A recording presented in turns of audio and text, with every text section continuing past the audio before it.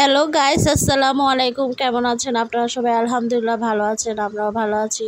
সন্ধ্যা থেকে রাত পর্যন্ত আপনাদের সাথে শেয়ার করলাম। এখানে আমি আমার জন্য এবং আমার শাশুড়ি আম্মার জন্য চা বানাচ্ছিলাম।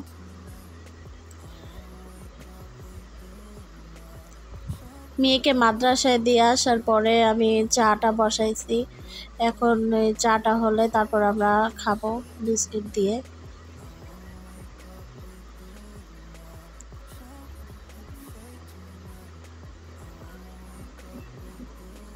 বাসায় কেউ নাই, একা একা ভালো লাগতেছিল না। এই জন্য এই ফাঁকে ভাবলাম একটা ভিডিও করি, পরে ভিডিওটা নিলাম।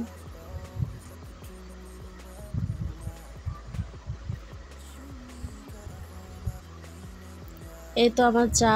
কেমন হয়েছে কালারটা অবশ্যই জানাবেন কমেন্ট করে।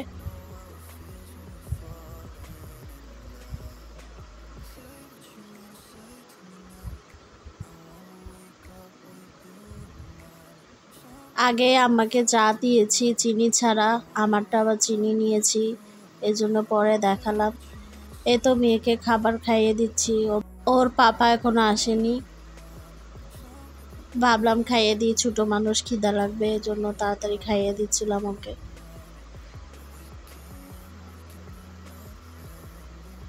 আম্মাকে জিজ্ঞেস করছিলাম, বলছে এখন খাবে না, তাই আম্মার সাথে একটু কথা বলতেছিলাম।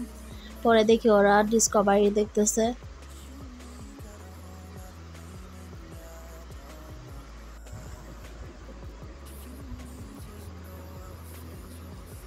এই তো আবার মেয়েকে খাওয়াবার পরে আম্মাকেও খাবার দিয়ে দিয়েছি। আপনাদের সাথে তো শেয়ার করলাম কি আমি রান্না করেছি। পুঁই শাক, পুঁটি মাছ চচ্চড়ি, সাথে আমাকে একটা লেবু দিয়েছি। লেবু দিয়ে ভাত খেতে অসাধারণ লাগে। সবাই ভালো থাকবেন। আসসালামু আলাইকুম।